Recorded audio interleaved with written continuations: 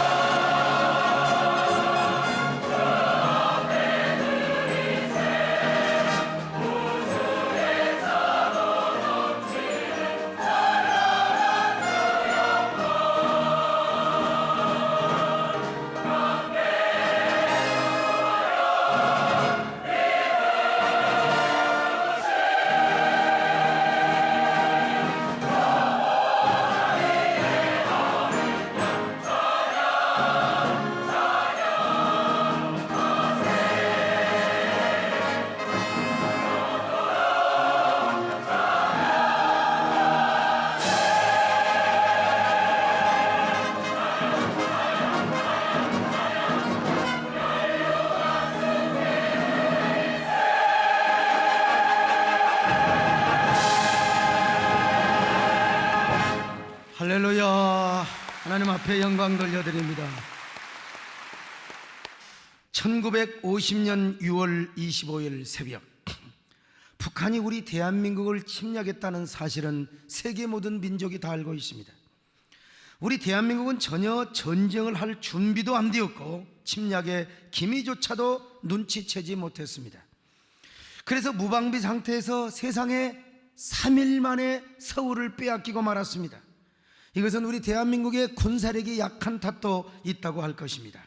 그래서 한강 이북에 살던 많은 분들이 나무로 피신을 했습니다. 경무대에 계셨던 대통령께서도 어쩔 수 없이 나무로 피난을 가야 했습니다. 그때 북한군 더 이상 남쪽을 침범하지 못하도록 한강 다리를 어쩔 수 없이 파괴해버리고 말았습니다. 그래서 미처 한강 이남으로 피난을 오지 못했던 사람들은 발을 동동 굴려야 했습니다. 그런데도 아직도 우리 대한민국이 북한을 침략했다고 주장하는 사람들이 있습니다. 전쟁이 일어나자마자 대통령이 3일 만에 피난을 가야 하는 상황이 있는데 여러분, 골비였다고 전쟁을 일으킨단 말입니까? 당시 남한의 군사력은 북한과 비교가 되지 않았습니다. 당시 스탈린 문서와 후르시초프의 회고록에 의해서 이미 김일성이가 남한을 침범했다는 사실이 백일하에 드러났는데도 말입니다. 어쨌든 북한이 남침을 해서 우리 서울은 쑥대밭이 되어버리고 말았습니다. 바로 그때 1950년 6월 29일 일본에 주둔을 하고 있었던 메가더 장군이 급히 비행기를 타고 와서 한강 이남을 시찰을 했습니다. 그때 그는 전쟁 상황을 둘러보고 과연 미국이 한국을 도와줄 것인가 말 것인가 얼마나 중요한 기로점 속에서 우리나라를 시찰하고 있었습니다. 그때 백골사단 18년대가 무너지는 한강 다리를 바라보며 한강 이남을 지키고 있었거든요. 그런데 메가더 장군이 한강의 마지막 방어선을 지키고 있었던 한 일병에게 다가가서 물어봤습니다. 그 일병의 이름이 바로 신동수 일병이었습니다. 신동수 일병에게 메가더 장군이 물어봤어요. 도대체 자네는 언제까지 이 자리를 지킬 것인가? 신동수 일병이 이렇게 대답을 합니다. 상부에서 명령이 있을 때까지 저는 이 자리를 지킵니다. 그러면 상부에서 끝까지 이 자리를 지키라면 여기를 뜨지 않겠는가? 예, 저는 죽음을 각오하고 나의 조국을 지키겠습니다. 그때 메가더 장군이 이 신동수 일병에게 굉장히 감동을 받았다는 것입니다. 한마디로 신동수라고 하는 일병의 애국 충정의 마음이 움직여져 버렸던 것입니다. 이 정도의 군인이 있는 나라는 미국이 도와줄 가치가 있다. 그래서 메가더 장군은 일본으로 돌아가서 미국의 트루먼 대통령에게 아주 긍정적인 보고와 건의를 합니다. 속히 한국에 지원병을 파병해야 한다고 말입니다. 그때 미국 대통령은 메가더 장군의 건의를 듣고 바로 한국을 도와주기로 결정을 했던 것입니다. 그래서 1950년 7월 1일 미 24단이 부산에 도착을 했고 또 미 25사단이 7월 5일부터 상륙을 한 것입니다. 그래가지고 북한군을 맞아서 싸우게 된 것이죠. 그리고 계속해서 유엔군이 우리나라에 파병이 되었습니다. 또 메가더 장군은 9월 15일 날부터 인천 상륙작전을 감행하였습니다. 그래서 드디어 1950년 9월 28일 우리가 살고 있는 서울을 수복하게 된 것입니다. 자, 이렇게 볼 때 메가더 장군은 대한민국을 구원한 구원의 천사라고 말할 수가 있습니다. 그러므로 대한민국 국민은 메가더 장군을 잊어서는 절대로 안 됩니다. 그런데도 메가더 장군의 업적을 평가절하하며 그분의 동상을 파괴하려고 하는 사람들은 극단적인 민족주의자가 아닐 수가 없고 역사의 진로에서 역행을 하는 사람이 아닐 수가 없습니다. 저는 이래봬도 대한민국 민간인 최초로 미국 노폭에 있는 메가더 장군의 메모리얼 센터에 가서 기념연설을 한 적이 있습니다. 그리고 메가더 장군의 묘지 앞에 가서 헌화를 했는데 헌화를 하는 순간 나도 모르는 사이에 눈물이 왈칵 쏟아지는 것을 제가 느꼈습니다. 그렇다고 해서 제가 여러분 북한과 계속해서 대적을 하고 싸우자는 말이 절대로 아닙니다. 저는 누구보다도 북한 주민을 사랑하고 북한 동포를 사랑하는 사람이고 지금도 남북 간의 화해와 원조와 그리고 여러 대화를 하자고 주장하는 목사입니다.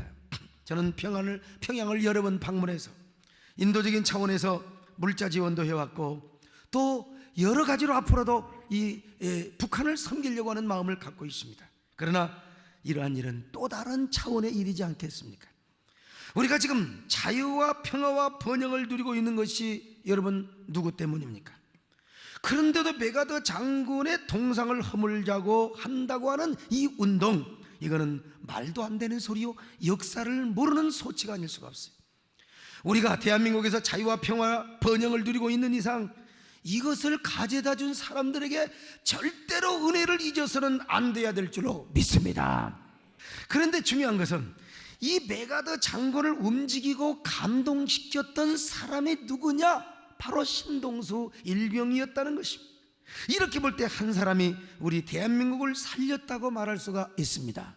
바로 신동수 일병이 메가더 장군을 감동을 시켰고 메가더가 미국과 유엔을 움직였다는 것이죠. 나중에 신동수 일병은 어떻게 된 줄 아십니까? 결국 전투 중에 다리에 총을 맞아 부상을 냈습니다. 저분이 생존해 계시는 저 신동수 일병입니다. 그는 다리에 총을 맞으면서 서울을 지키고 대한민국을 지켰던 것입니다. 여러분, 어찌 신동수 일병뿐이겠습니까? 제2의 신동수, 제3의 신동수.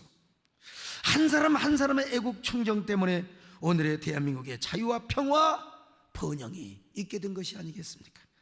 그런데 오늘날에도 우리나라에 과연 이런 애국자들이 얼마나 많이 있을 것인가?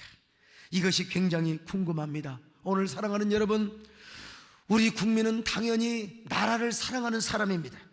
나라가 없으면 우리의 삶도 없기 때문에 그렇습니다. 특별히 우리 그리스도인은 하나님을 사랑하고 나라를 사랑하는 사람이 아니겠습니까? 여러분, 우리 모두 하나님을 사랑하고 나라를 사랑하는 저와 여러분이 되시기를 축원합니다. 하나님께서 이 세상에 세우신 두 가지 기관이 있습니다. 하나는 국가이고 또 하나는 교회입니다. 국가는 일반 은총 안에서 법과 권력과 정치로 이 세상을 통치하고 다스립니다.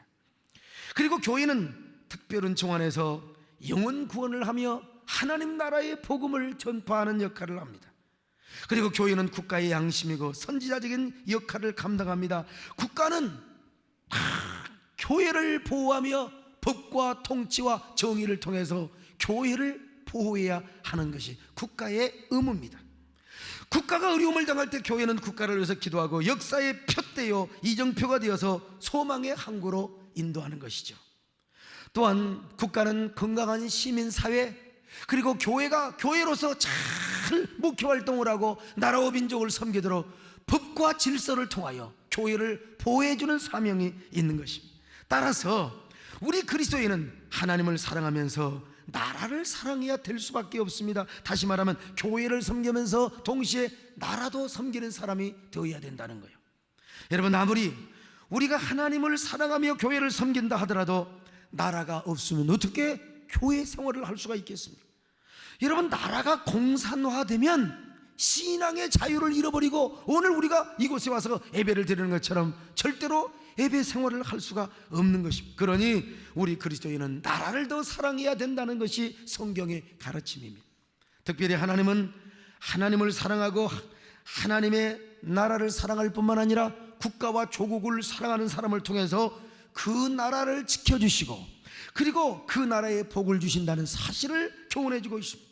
그래서 하나님은 항상 시대마다 하나님을 사랑하고 나라를 사랑하는 그 한 사람을 찾아왔습니다. 오늘 본문에서도 느헤미야 한 사람이 얼마나 하나님을 사랑해요, 얼마나 나라를 사랑하고 동족을 사랑합니까? 그래서 그 느헤미야 한 사람을 통해서 하나님은 그 이스라엘 민족의 복을 주시고 유다 민족의 부흥을 이끌어 주었던 것이 아닙니까? 느헤미야는 메데 파사의 아닥사스다 왕의 술관원장이었습니다. 당시 술관원장은 여러분, 왕이 가장 신임을 했던 사람입니다. 왕이 음식을 먹기 전에, 술을 먹기 전에 누가 복을 탔나 봐서 그것을 총책임 관장하는 사람이 바로 술관원장이었습니다. 그러므로 왕에게 가장 신임을 받은 최측근 중에 측근이 아닐 수가 없었습니다. 오늘날로 말하면 청와대 부속실장, 적어도 아마 총무수석 정도는 되는 사람이란 말입니다. 그런데 어느 날 예루살렘 성전이 파괴되고 동족들이 잡혀갔다는 소식을 들었습니다. 그래서 그는 하나님을 사랑하고 나라와 민족 조국을 사랑하는 마음으로 하나님 앞에 간절히 기도합니다. 금식하며 기도했습니다. 식음을 천피하며 기도했다 이 말입니다. 하나님이여, 이 민족에게 긍휼을 베풀어 주시옵소서. 우리의 동족을 멸하지 않고 언제나 긍휼과 자비를 베풀어 주시옵소서. 그렇게 간절히 기도하였을 때 하나님은 느헤미야 한 사람의 기도를 들으시고, 느헤미야 한 사람의 애국 중절의 그 소원을 들으시고, 하나님이여, 저 예루살렘에 다시 한번 위대한 부흥과 놀라운 회복의 축복을 주신 줄로 믿습니다. 느헤미야를 통하여 다시 성벽이 건축되고 예루살렘에 위대한 부흥이 온 것이 아니겠습니까? 여러분, 어디 느헤미야 뿐이겠습니까? 우리는 에스더와 모르드게 이야기를 잘 알고 있습니다. 아무 일도 아닌 일을 가지고 하만의 관계로 여러분 저 메데파사에 살았던 유대 민족이 다 죽을 뻔하였습니다. 그때 하나님께서 에스더와 모르드게 한 사람의 애국적 결단으로 유다 민족을 구원해 준 것이 아닙니까? 그래서 에레미야 선지자는 머지않아 바벨론에 멸망하게 될 예루살렘 거리에서 한 사람을 찾으러 다녔어요. 한 사람, 하나님이 찾으시는 한 사람을 찾으러 다녔다 이 말입니다. 에레미야 5장 1절을 같이 봅니다. 시작. 너희는 예루살렘 거리로 빨리 다니며 그 넓은 거리에서 찾아보고 알라. 너희가 만일 정의를 행하며 진리를 구하는 자를 한 사람이라도 찾으면 내가 이 성읍을 용서하리라. 한 사람이 없어서 멸망을 냈던 저 예루살렘이요, 소돔과 고모라는 10명의 의인이 없어서 망했다고 하지만 예루살렘은 한 명의 의인이 없어서 오늘 여러분 하나님을 사랑하고 그리고 나라를 사랑하는 한 명, 여러분들이 그 한 명이 되시기를 축원합니다. 그 한 사람 한 사람을 통해서 우리 하나님은 한국교회에 복을 주시고 이 민족에 복을 주신다는 것입니다. 오늘 우리 모두가 이 한 사람이 되어야 될 텐데, 자, 도대체 그러면 그 한 사람은 어떤 사람이냐 이거예요. 하나님이 찾으시는 나라를 사랑하고 또한 하나님을 사랑하는 사람, 도대체 그 사람은 어떤 사람이냐? 첫째로 하나님 앞에 거룩한 삶을 살면서 나라를 지키며 살아가는 사람입니다. 하나님을 섬기는 사람은 하나님 보시기에 먼저 경건하게 살아야 돼요. 거룩한 삶을 살아야 되는 것입니다. 구약에서 나시리는 몸과 마음을 다 바쳐서 하나님 앞에 헌신하는 사람들이었습니다. 그래서 이 나시린이라는 말은 나자르라고 하는 말에서 나왔는데, 구별이 되었다, 세상과 세속으로부터, 죄와 사탄의 유혹으로부터 구별하여 자신의 몸을 일정 기간 동안 하나님께 바치며 성전에서 거룩한 삶을 살며 자신의 삶을 하나님 앞에 드렸던 사람이요. 그래서 이 나시린들만 거룩한 삶을 살고 경건한 삶을 살면 하나님은 절대로 이스라엘을 멸망시키지 않았어요. 여러분, 사람 사는 사이에 어디 타락하지 않을 수가 있겠습니까? 인간의 타락한 욕망을 가지고 있는데요. 그러나 아무리 백성들이 타락하고 아무리 백성들이 하나님의 길을 떠나서 멀리 여러분 하나님을 등 돌리며 살아간다 할지라도, 여러분 하나님께서 보시기에 성전에 있는 대제사장을 비롯하여 제사장 그리고 나시린들만 경건하게 살아가고 그들만 타락하지 않으면 하나님은 결단코 예루살렘을 멸망시키지 않는다고 하셨다는 거 아니겠어요? 그러나 제사장마저 타락하고 저 나시린마저 부패해버리면 소망이 없단 말입니다. 하나님이 망하게 해버린다 이 말입니다.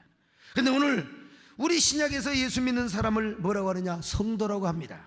이 성도는 하기온이라고 하는데 헬라어로 바로 세상으로부터 구별받은 사람들을 성도라고 하는 거예요. 구약의 나시린과 똑같은 말입니다. 그러므로 구약의 나실이라는 말이 성도란 말로 그대로 이월이 된 단어라 이 말입니다. 오늘날 우리 성도들이 하나님 앞에 나시린과 같은 삶을 살아야 한다는 교훈을 주기 위해서 이런 용어를 우리에게 붙여 주었다는 것입니다. 오늘 여러분들이 구약의 나시린처럼 하나님 앞에 구별받은 삶을 사시기를 바랍니다. 경건한 삶을 살아가시길 바랍니다. 세상으로부터 단절되시길 바랍니다. 죄와 구별하여 헌신하는 삶을 사시기를 바랍니다. 오늘 여러분들은 어떻습니까? 오늘 이 세상의 성도들은 어떻게 세상과 구별되어 살아갑니까? 오늘 여러분요, 정말 우리가 구별된 삶을 살아가고 경건한 삶을 살아갈 때 하나님은 여러분의 삶을 보시고 우리의 교회를 복주시며 여러분의 가정을 지켜주실 뿐만 아니라 이 나라 이 민족을 축복하실 줄로 믿습니다. 여러분들의 이러한 축복의 통로자가 되시기를 바랍니다. 이런 영적 부흥의 거룩한 불쏘시개가 되시기를 주님의 이름으로 축원합니다. 그러나 우리가 그렇게 살지 못하니까 맨날 교회가 분란이고 다툼이란 말입니다. 서로마 제국이 왜 멸망한 줄 아십니까? 여러 이유가 있지만은 당시 귀족들 원로원들이 너무나 도덕적으로 타락하고 부패했어요. 동로마 제국은 왜 망했습니까? 여러분, 싸우다가 망했습니다. 저는 요즘 지난번 국회의장을 하셨던 김형호 전 국회의장님이 쓰신 술탄과 황제라는 책을 제가 읽었어요. 제가 이 책을 읽고 얼마나 충격을 받았는지 몰라요. 여러분도 한번 의식이 있는 사람들은 이 책을 읽어보세요. 제가 이래봬도 이 부교육자들과 중직자들 제가 책을 다 공짜로 하나씩 주면서 읽고 한번 독후감을 써보라고 하려고 합니다. 오스만 투르크의 마호멧 2세와 메흐메드는 어떻게 하든지 콘스탄티노플을 무너뜨리려고 오랫동안 전략을 짜왔습니다. 겉으로는 콘스탄티노플 황제와 평화의 조약을 맺었어요. 그리고 기회만 되면 그따위 평화 조약 깨뜨려버리고 콘스탄티노플을 점령하려고 말이죠. 그런데도 지금 동로마 제국은 정신을 못 차려요. 그리고 동로마 제국과 저 서쪽에 있는 구라파의 기독교 국가들 간에는 교리 문제, 신앙 문제, 종교의 문화 문제 가지고 끝없는 논쟁과 전쟁을 하고 있었습니다.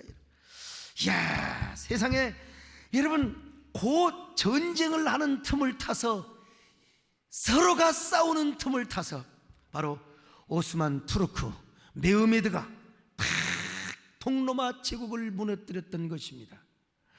여러분, 동로마 제국 황제가 자기들의 제국의 멸망의 날이 가까운 줄 알고 기독교 서구 국가들을 찾아다니면서 목매이에 붙어갑니다. 우리 같이 예수 믿는 사람 아닙니까? 같이 주님을 섬기는 사람 아닙니까? 교리가 다르고 화상 문제 가지고 성상 문제 가지고 더 이상 논쟁하지 말고 우리나라 좀 도와달라고. 그런데 서방의 기독교 국가들이 교리가 다르고 신학이 다르다고 도와주지 않았어요. 그래서 결국 콘스탄티노플은 비참하게 망해버리고 말았어요. 여러분, 그래서 그 거대한 기독교 제국들이 다 멸망하고 지금은 완전히 이슬람화된, 사도 바울이 그렇게 세웠던 교회, 콘스탄틴 대제가 그렇게 웅장해 세웠던 성 소피아 성당, 지금은 전부 다 모스크가 되어버리고 말았다는 사실. 제가 이 책을 읽고 나서 신앙의 영적 부흥이 얼마나 중요하고 교회의 화목이 얼마나 중요한가를 내가 너무너무 깨달았어요. 몇 주 지나서 이런 시리즈로 제가 설교를 하려고 합니다. 기독교가 나라의 국교가 되고 아무리 교회 건물을 크게 짓고 의식과 예전이 화려하다 할지라도 복음의 본질을 잃어버리고 사람들이 거룩한 삶을 살지 못할 때 여러분, 그 거대한 나라도 다 무너지게 되었다는 사실을 역사가 우리에게 보여줬어요. 지금 우리 한국교회도 이걸 좀 알면 좋겠어요. 우리가 싸워야 할 대상이 무엇입니까? 마귀와 싸우고 저적 그리스도와 싸우며 이단과 싸워야 되지 않습니까? 왜 그런데 그들에게는 그렇게 관용적이고 형제끼리 싸우고 왜 그렇게 싸우냐 이 말입니다. 여러분요, 마귀는 우리 교회를 향하여 크게 두 가지 전략으로 타고합니다. 하나는 우리가 거룩한 삶을 살지 못하도록 하는 거예요. 또 하나는 이관계입니다. 교회가 교회끼리 싸우고 성도가 성도끼리 싸우게 만드는 것입니다. 마귀가 서로마 제국을 그렇게 멸망시키고 동로마 제국을 그렇게 멸망시켰던 수법 그대로 여러분 그렇게 오늘 우리 한국교회를 흔들고 있다는 사실을 알아야 돼요. 여러분, 우리나라 보세요. 8.15 광복 이후에 한국교회가 얼마나 싸웠습니까? 신사참배 한 파와 신사참배하지 않는 파가 서로 싸웠습니다. 신사참배를 안 했던 사람들은 신사참배하는 사람들에게 뭐라고 말한 줄 아세요? 회개할지어다. 어떻게 하나님을 섬기지 않고 우상을 섬겼느냐고, 어떻게 당신들이 참된 그리스도인이냐고 말이죠. 그렇게 책망을 하고 공격을 했습니다. 그러자 신사참배한 교인들은 당신들 너무 의로운 체 하지 말라고, 당신들만 하나님이 사랑하는 줄 아느냐고 말이요, 교만하지 말라고, 다 여러분 둘 다 옳은 말입니다. 장로교는 기장 측과 예장 측이 신앙 문제를 가지고 싸웠습니다. 여러분, 그 교리와 신앙 문제를 싸우는 중에 6.25 전쟁이 일어났습니다. 그런데 그 싸움은 6.25 전쟁 중에도 계속했습니다. 여러분, 얼마나 가슴 아픈 이야기입니까? 그러나 한국교회가 다시 회개하고 신앙의 본질로 돌아가며 영적 부흥에만 올인하게 되었을 때, 여러분, 대한민국은 세계 유례가 없는 그 교회 부흥의 업적을 이룬 줄로 믿습니다. 여러분, 하나님은요, 세계 없는 경제 발전과 그리고 국가의 튼튼한 국력을 갖게 되었다 이 말입니다. 근데 우리가 살만하니까 또 지금 우리는 거룩을 잃어버리고 싸우고 있습니다. 오늘 일어날 때 우리가 다시 한번 영적인 부흥을 일으켜야 될 줄로 믿습니다. 우리가 먼저 거룩한 삶을 회복하시기를 바랍니다. 오늘 이 시대에 여러분들이 다 시린이 되시기를 바랍니다. 세상과 나는 간 것 없고 구속한 주만 보이는요. 그래서 여러분들이 거룩한 삶의 불쏘시개가 되고 영적 부흥을 일으키는 위대한 삶을 살아갈 때 이것이 먼저 우리 한국을 지키는 여러분이 지킴이가 될 것이고 오늘의 거룩한 나시린이 될 줄로 믿습니다. 왜냐하면 하나님은 그러한 여러분들의 삶을 보시고 이 나라 이 민족을 축복하시길 것이기 때문입니다. 이런 여러분이 되시기를 축원합니다. 두 번째, 기도로 나라를 지키고 애국을 해야 한다는 사실입니다. 오늘 본문에서도 느헤미야가 예루살렘에 있었던 소식을 듣고 하나님 앞에 먼저 기도했지 않습니까? 간절히 하나님 앞에 기도했습니다. 에스더와 모르드게도 자기 동족이 죽을 위기에서 여러분 기도한 것 아닙니까? 우리나라도 마찬가지입니다. 저는 죽을 때까지 이 이야기를 할 것입니다. 6.25 전쟁이 일어난 후 3일 만에 서울이 완전히 넘어가 버리고 우리나라가 거의 다 공산화가 되어버리고 말았어요. 낙동강 밑으로 달랑 부산밖에 안 남았어요. 낙동강 방어선만 무너져 버리면 우리나라는 완전히 공산화가 되어버리고 맙니다. 그런데 오키나와에서 B-29 전투기가 떠야 하는데 우리나라 일기가 너무 악천후여서 제트기가 뜨지 못하는 것입니다. 그러자 이승만 대통령은 부산 초량교에서 300여 명의 영남 지역에 저 목사와 장로들을 모아놓고 눈물로 금식하며 기도했습니다. 그 기도회가 전국 라디오 방송으로 중계가 되었어요. 그래서 믿지 않는 사람들까지도 라디오를 듣고 나라와 민족을 위해 기도를 했다는 거 아닙니까? 그러자 하나님께서 그 간절한 기도를 들으시고 한국의 상공을 세상에 구름 한 점 없는 쾌청한 날씨로 바꾸어 주셨어요. 마침내 전투기가 뜨게 하여 주셨습니다. 마침내 1950년 8월 16일 B-29 폭격기 99대가 오키나와 기지를 이륙했습니다. 그래서 그날 오전 11시 58분 12시 24분까지 세상에 26분 동안에 막 그냥 북한 기지에다가 막 비오듯이 융단 폭격을 퍼부었습니다. 그래서 그 공격으로 공산군의 낙동강 도강을 차단시켜 버렸어요. 막 기지에다가 포탄을 떨어뜨려 버리니까 전세가 회복이 되어 유엔 베가드 장군이 인천 상륙 작전을 감행한 것입니다. 여러분, 이 작전은 5%의 가능성도 없어요. 그러나 믿음으로 밀어붙여 가지고 마침내 여러분 서울이 수복이 되고 38선 위로 진격을 하게 되었다는 것 아니겠습니까? 인천 상륙작전이 성공하여서 하여간 여러분, 우리나라는 기도로 시작되고 그리고 위기 때 기도로 구출한 나라 아니겠습니까? 대한민국 정부 수립 재헌국회 때 이윤영 의원이 하나님 앞에 기도함으로써 여러분 우리나라가 재헌국회가 시작되었던 것 아니겠습니까? 전쟁의 위기 때도 대통령과 온 국민이 하나님 앞에 기도를 함으로써 여러분 우리나라가 위기에서 구출이 된 것 아니겠습니까? 60년대 70년대 여러분 한국교회가 얼마나 많이 기도했습니까? 아마 여러분 교회가 마치 새마을 운동을 하는 것처럼 여러분 열심히 경제발전을 위해 얼마나 기도했습니까? 저 휴전선이 무너지지 말게 해달라고 이 나라에 전쟁이 없도록 새벽마다 차가운 마룻바닥에 무릎을 꿇고 기도했습니다. 여러분 젊은 사람이라 몰라요. 누가 나라를 위해서 기도하라고 말하지도 않았는데도 불구하고 새벽마다 무릎을 꿇고 막 우리 장로님들 연세가 드신 분들은 알 겁니다. 산골짜기마다 기도원에서는 구국재단을 쌓으면서 나라와 민족을 위해 기도했다 이 말이요. 그런데 오늘날 우리는 얼마나 기도하고 있습니까?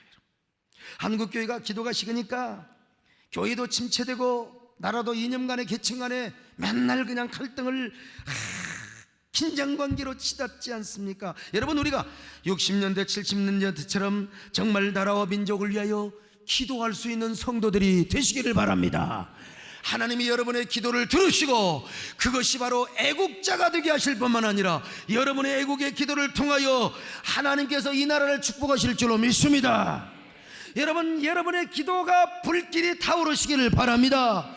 그래서 그 기도의 불길로 나라를 지켜야 된다 이 말이요. 마치 늘 제가 일상 말씀드린 것처럼 김영기 장로님이 고백을 했던 것처럼 조국이여 안심하라 내가 기도하노라. 이런 배짱을 가질 정도로 여러분들이 나라를 기도로 지키고 사랑하는 여러분 되시기를 주의 이름으로 축원합니다. 세 번째, 애국정신과 삶으로 나라를 지키고 사랑해야 합니다. 오늘날 가면 갈수록 이 애국정신의 삶이 희미해져 가고 있습니다. 뭐 시대의 트렌드가 그렇습니다. 개인의 중심이요 가족 중심이고. 그러나 국민이 국가를 사랑하지 않으면 누가 사랑하겠습니까? 우리가 기본적으로 가족을 사랑하는 이유는 그 가족의 한 일원이기 때문에 그렇지 않습니까? 여러분이 우리 교회를 사랑하는 이유는 여러분이 우리 교인이기 때문에 사랑하는 것처럼 우리가 대한민국을 사랑하는 이유는 뭐냐? 우리가 대한민국의 국민이기 때문에 사랑을 해야 한다는 것입니다. 우리가 하나님은 이 땅에 교회를 세우시고 국가를 세우셨다고 했지 않습니까? 그러니까 우리는 교회를 섬기는 동시에 우리는 나라와 민족을 사랑해야 한다는 것이죠. 여러분은 이런 이야기를 아십니까? 제가 옛날 이런 얘기를 드린 적이 있습니다만 1950년 7월 어느 날 미국 워싱턴 DC에 있는 한국 대사관에 한 통의 전화가 걸려왔습니다. 그때 장면이라고 하는 대사관이 전화를 받습니다. 여보세요, 한국 대사관입니다. 이런 대답이 들려옵니다.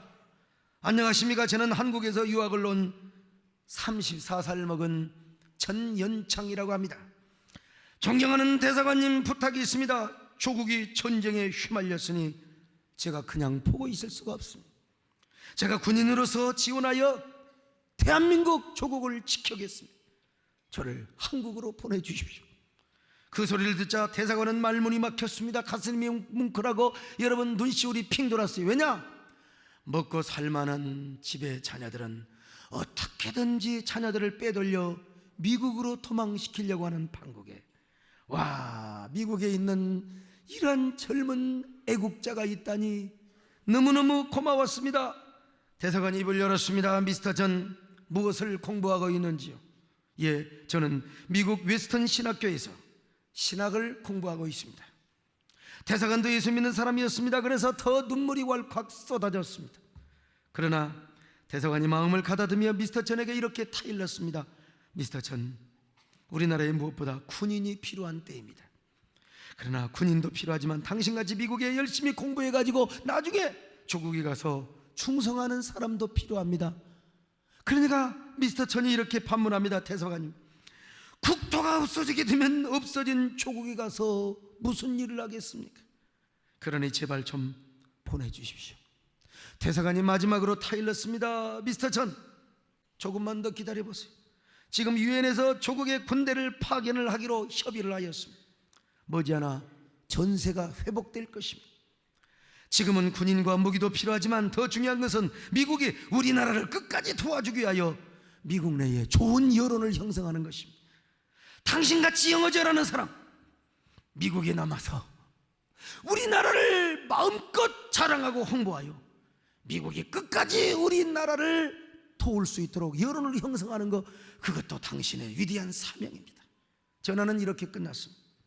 미스터 전은 미국에 막 알고 있는 모든 사람들에게 대한민국을 알렸습니다. 미국은 바로 대한민국을 도와야 된다. 그러다가 마침내 1951년 1월 10일 미시간 호숫가에 자리 잡은 웨스턴 신학교 총장실에 전연창 학생이 찾아왔습니다. 총장님, 한국에 가고 싶습니다. 전쟁터에 가서 조국을 위해 싸우고 싶습니다. 총장님이 뭐라고 말한 줄 아세요? 이 사람아, 생명이 왔다 갔다 하는 위험한 곳에 뭐하게 가려고 해? 자네 처자식이 걱정되는가? 내가 유엔 사령관에게 부탁을 해서 자네 처자식을 무사히 미국으로 데려오도록 하지. 미스터 천이 이렇게 말합니다. 총장님 고맙습니다. 그러나 가족들 때문이 아닙니다. 제가 조국을 위해 일하고 내가 조국을 위해 충성하기 위해서 유학을 왔는데 조국이 공산당에 뺏겨버리면 나는 어디 가서 무슨 일을 하겠습니까? 제발 부탁입니다. 저를 우리의 조국으로 보내주십시오.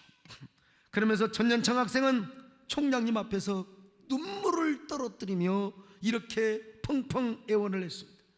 총장님도 함께 눈물을 흘리며 이야기합니다.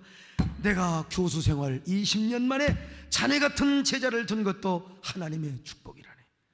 일어나게 내가 자네를 도와주겠네. 그래서 긴급 교수회를 열었습니다. 전례 없이 아직도 2학기인가 3학기인가 남아있는데 그냥 졸업장을 주었습니다. 그리고 환송식까지 잘 해주었습니다. 총장과 미스터 천은 뜨거운 눈물을 흘리며 마지막 포옹을 하였습니다. 이 소식이 온 학교에 퍼지고 언론을 통하여 전 시가지에 퍼졌습니다. 그러자 미스터 천을 후원하는 미스터 천 후원위원회가 조직이 됩니다. 그 후원위원회는 미스터 천에게 수십 트럭의 구제품과 의약품을 보내주었습니다. 그리고 수만 불, 수십만 불의 돈을 모아서 보내주었습니다. 그 구제품으로 전년창은 상처받은 민족을 구제하고 치유합니다. 그리고 그 돈으로 저 부산에다가 무료 천막 병원을 세웠습니다. 그래서 부상당한 국민과 피난민을 치료해 준 것입니다. 그 병원이 부산의 옛날 송도복음병원이었고 지금은 고신대학교 의료원으로 바뀌어서 존재하고 있습니다마는 여러분, 얼마나 아름다운 일이요, 한 사람이 얼마나 위대한 일을 했단 말이냐. 그뿐입니까? 미스터 저는 미국에서 계속 보내어지는 돈으로 학교를 설립했습니다. 그 학교가 지금도 그 유명한 거창고등학교라는 학교입니다. 그리고 전년창, 바로 그분은 그 학교의 교장 선생님이 되셨고 교회 장로가 되었습니다. 여러분, 거창고등학교를 통해서 얼마나 많은 인물이 탄생한 줄 아십니까?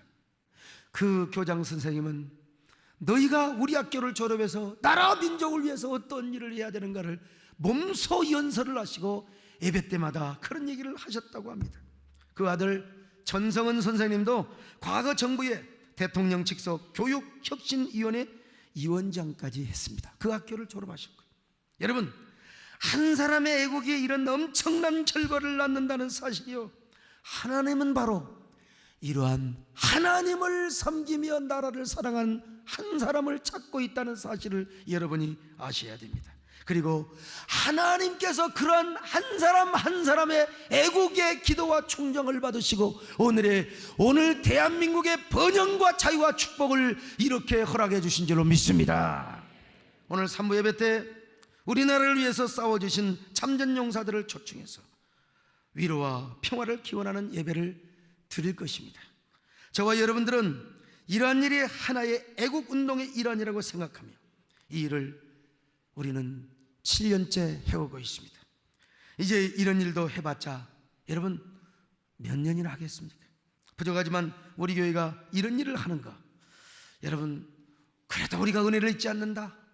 우리는 역사와 그리고 나라를 보듬고 기도하는 교회다. 적지만 그래도 이런 행사를 함으로써 한국교회와 그리고 민족사회에 상당한 파장과 영향력을 줄 것이라고 생각합니다. 성도와 국민들에게 정말로 더 나라를 사랑하고 국가안보를 소중히 여기며 올바른 국가관과 역사관을 갖도록 하는데 일조하리라고 저는 확신합니다. 오늘 저와 여러분 부족하기 짝이 없지만 우리 모두 하나님이 찾으시는 한 사람이 되기를 소망합니다. 이 한 사람이 되기 위하여 우리는 이제 조금 후에 산부 예배에 또 이런 기념 예배, 평화 기원 예배를 드리게 될 것입니다. 오늘 여러분 모두 하나님은 이 한 사람을 찾고 계신다는 사실을 믿으시며 우리 모두 이런 한 사람이 되시기를 축원합니다.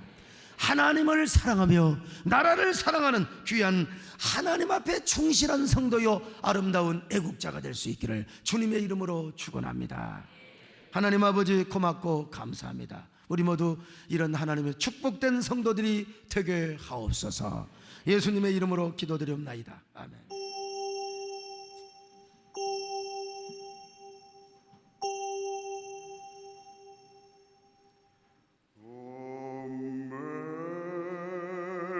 Amazing grace, how sweet the sound that saved a wretch like me.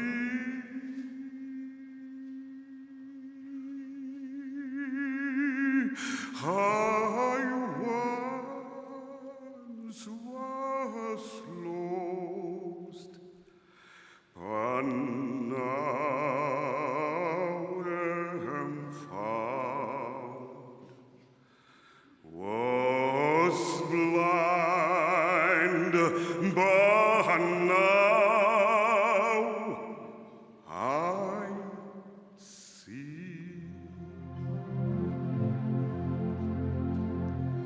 나 같은 죄인 살리신 주은혜 놀라워.